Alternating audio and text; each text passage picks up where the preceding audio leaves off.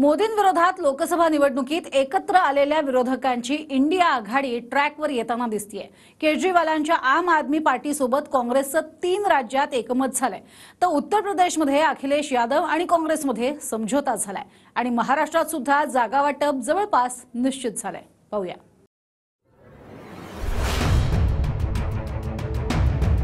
मोदींविरोधात एकत्र आलेल्या इंडिया आघाडीचं जागा वाटप आता राज्यांमध्ये ट्रॅकवर येताना दिसतंय। स्वतंत्र लढण्याच्या मूडमध्ये असलेल्या केजरीवालांच्या आम आदमी पार्टीचं काँग्रेसशी जुळलंय।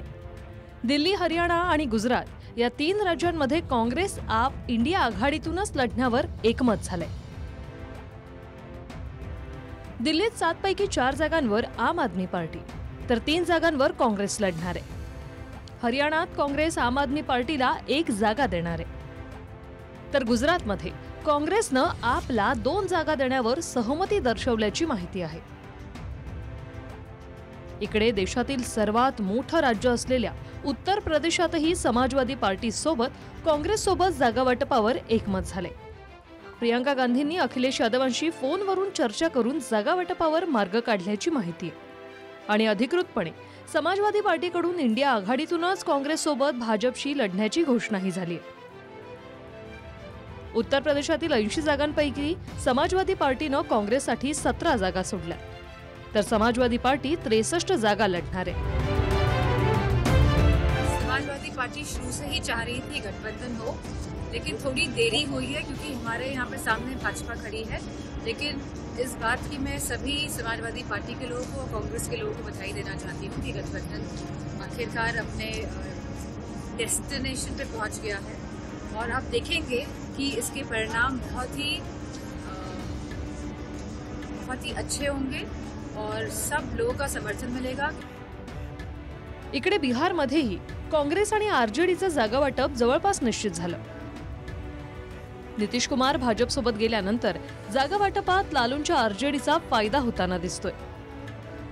बिहारमध्ये लोकसभेच्या 40 जागांपैकी आरजेडी 28, काँग्रेसला 6 जागा आणि इतर 3 लेफ्ट पक्षांना 6 जागा सोडण्याची तयारी आरजेडीने केली आहे।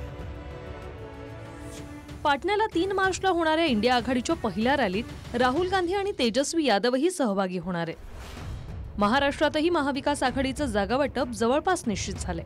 महाराष्ट्रात लोकसभेच्या 48 जागा आहेत। 48 पैकी 39 जागांवर काँग्रेस, ठाकरे गट आणि शरद पवार गटात तोडगा निघाला असून 9 जागांवर तिढा कायम आहे।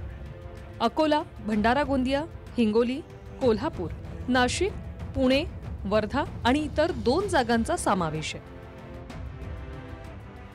27 तारखेला महाविकास आघाडीच्या बैठकीत अंतिम शिक्कामोर्तब होणार असल्याचं संजय राऊत म्हणाले।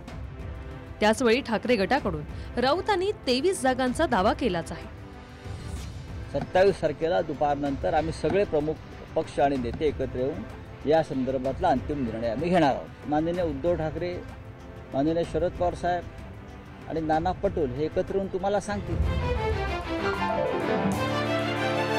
देशात किमान 400 जागांवर भाजप विरोधात इंडिया आघाडीकडून एकच उमेदवार देण्याचा प्रयत्न काँग्रेसचा आहे।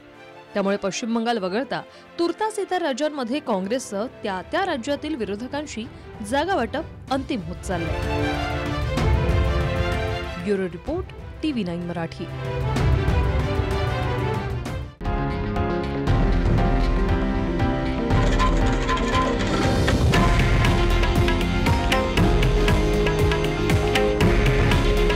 हे आहे देशातील नंबर 1 न्यूज नेटवर्क आणि आपण पाहत आहात TV9 मराठी।